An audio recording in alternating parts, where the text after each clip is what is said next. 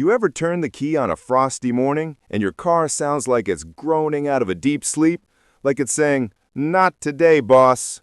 Maybe it cranks slow, real slow, like it's dragging an anchor. Or worse, it just clicks. Once, twice, silence. You sit there, breath fogging the windshield, wondering if you're going to be late. Again. Well, here's the thing most folks don't get. Your car isn't broken, not usually. What you're dealing with isn't some mysterious gremlin under the hood. It's cold weather doing exactly what cold weather does best, messing with physics, chemistry, and the delicate balance your engine needs to fire up. And the good news? In most cases, you can fix it yourself in under 10 minutes. No tow truck, no dealership markup, just you, a couple of basic tools, and a little know-how. Let's start with the usual suspect, the battery. Everyone blames the battery, and honestly, they're often right, but not for the reason you think. It's not that your battery suddenly died overnight. Nope, it's that cold air steals power. When the temperature drops below freezing, your battery can lose anywhere from 30 to 50% of its cranking power. That's not a defect, that's science. Inside that plastic case, a chemical reaction creates electricity, and cold slows that reaction down. So even a perfectly healthy battery might act like it's on its last legs when it's 20 degrees outside. But here's where it gets sneaky. Even if your battery's strong, corroded or loose terminals can choke off the juice before it ever reaches the starter. I've lost count of how many customers rolled into my shop convinced they needed a new battery, only to find their terminals look like they'd been dipped in green chalk. That white or green crust, that's corrosion, and it acts like an insulator, blocking the flow of electricity. The fix? Grab a wire brush, mix up a little baking soda and water, scrub those terminals clean, and tighten the clamps. 4 minutes, that's it. And more times than not, that's all it takes to bring your car back from the dead. Now, what if your battery checks out? Then we move to the oil. You might not think about it, but your engine oil gets thick when it's cold. Real thick. Imagine trying to swim through honey instead of water. That's what your engine's crankshaft is dealing with on a winter morning. The thicker the oil, the harder your starter has to work just to spin the engine over. And if you're still running a heavier weight oil like 10W30 in a cold climate, you're making life way harder than it needs to be. Modern engines are designed for lighter oils, especially in the winter. That W in 5W20 or 0W20, it stands for winter. And that number before the W tells you how well the oil flows at low temperatures. The lower the number, the better it performs in the cold. Switching to a proper winter-grade oil can make your engine turn over like it's July, even when there's frost on your windshield. One oil change, done before the first freeze, and you'll notice the difference instantly. It's not magic, it's viscosity, and it's one of the easiest, cheapest defenses against hard starts. But let's say your battery's clean, your oil's right, and you're still fighting that sluggish crank. Now we look at fuel. And this is where things get interesting, because gasoline doesn't burn the same way in cold weather. For combustion to happen, fuel needs to vaporize. But when it's freezing out, gasoline stays more liquid, less vapor. That means your engine's getting a weaker, less combustible mix. And if your injectors are even slightly clogged, which they almost always are thanks to ethanol-blended fuels, your spree pattern gets messy. Instead of a fine mist, you get dribbles. And dribbles don't ignite well. I've seen this 100 times. A customer brings in a 2016 Ford Fusion that starts fine in summer but barely fires in winter. We pull the injectors and they're coated in varnish. A quick cleaning or even just running a quality fuel system cleaner through the tank for a couple of fill-ups solves it. And the best part? You don't need to wait until it's broken. Add a bottle of good fuel injector cleaner in late fall before the cold really hits, and you'll keep those injectors clean all winter long. $6, 10 minutes to pour it in, and peace of mind every time you turn the key. Now, let's talk spark, because even if you've got perfect fuel and oil, you still need a strong and clean spark to light that cold, reluctant mixture. Worn spark plugs struggle in winter. Their gaps widen over time, and the voltage needed to jump that gap increases. In warm weather, your ignition system might compensate, but in the cold, it's already working harder, so a weak plug becomes a dead plug. If your plugs are past 60,000 miles, it's probably time. And while you're at it, check your ignition coils. A failing coil might work fine when it's warm, but cut out when it's cold. I keep a spare coil in my truck for exactly this reason. Here's something even seasoned drivers miss.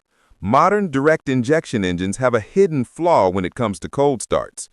Unlike older port-injected engines where fuel washes over the intake valves and keeps them clean, direct injection sprays fuel straight into the combustion chamber. That leaves the back of the intake valves exposed to oil vapors from the PCV system. Over time, carbon builds up, like soot on the chimney. And in cold weather, that carbon soaks up precious fuel vapor, starving the engine during startup. The result? Rough idle, hesitation, or hard starting. A professional intake cleaning, often called a walnut blast, fixes it, but prevention is better. Use a quality oil that resists volatility and consider an oil catch can if you drive mostly short trips. But wait, what if everything checks out and your car still takes an extra second to fire up? Here's the twist. Your car might be doing it on purpose. Yeah, you heard that right. Modern engine computers are programmed to protect the catalytic converter at all costs. And one way they do that is by slightly delaying ignition timing during cold starts. Why? Because if raw fuel hits a cold catalytic converter, it can damage it or even melt the substrate. So the ECU holds back just enough to let things warm up safely. The trade-off? A slightly longer crank time. It's not a problem. It's protection. And once the engine hits operating temperature, everything smooths out. Now let's talk about the real game changer, engine block heaters. Most folks think these are just for folks in Alaska or North Dakota, but I've got customers in Pennsylvania, Michigan, and even Colorado who swear by them, and they're not wrong. An engine block heater is a simple device that warms your engine coolant overnight. Warm coolant means warm oil, which means easier cranking. It also keeps the battery from getting shocked by extreme cold. You can get a basic one for under $25, plug it into a timer, and set it to turn on 2 hours before you leave for work. Your car will start like it never saw snow. And if you've got an older diesel, a block heater isn't optional, it's essential.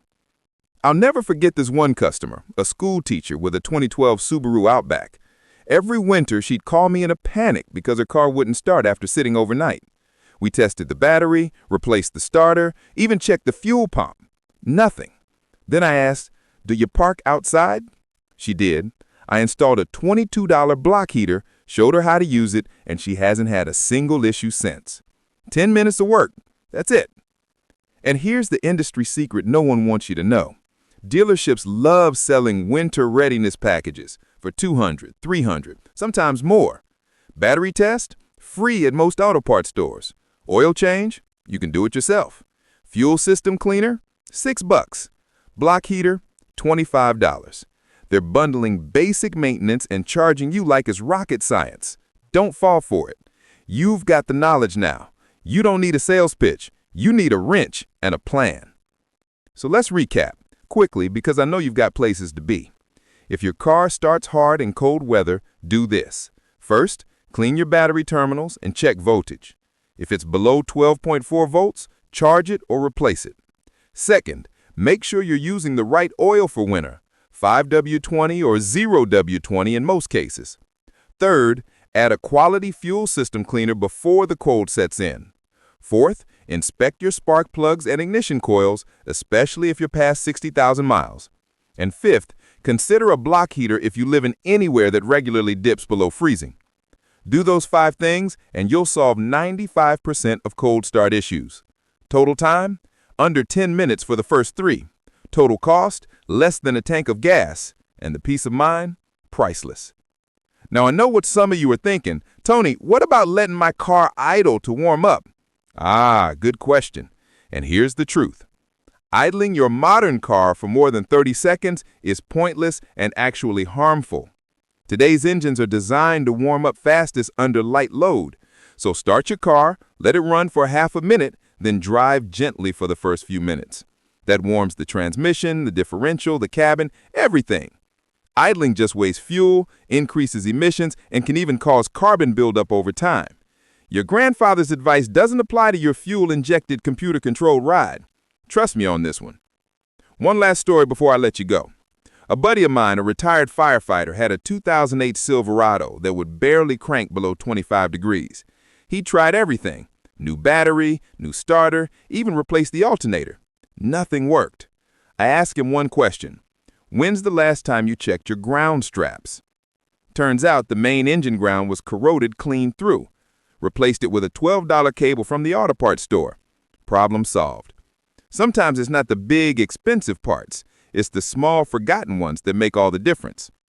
So don't panic the next time your car groans on a cold morning. Don't assume the worst. Don't rush to the dealership. Take a breath, pop the hood, and remember, cold weather isn't breaking your car. It's just testing your preparation. And with a little foresight, you'll beat it every time. If you've ever battled a stubborn engine on a freezing morning, drop a comment below. What finally fixed it for you? Was it the battery? The oil? Something weird like a ground strap? I read every comment, and your story might help someone else avoid a tow truck. Hit that like button if this saves you time or money, and subscribe so you never get stranded in the cold again. Because around here, we don't just fix cars, we keep them running when the world freezes over. And that's the honest truth.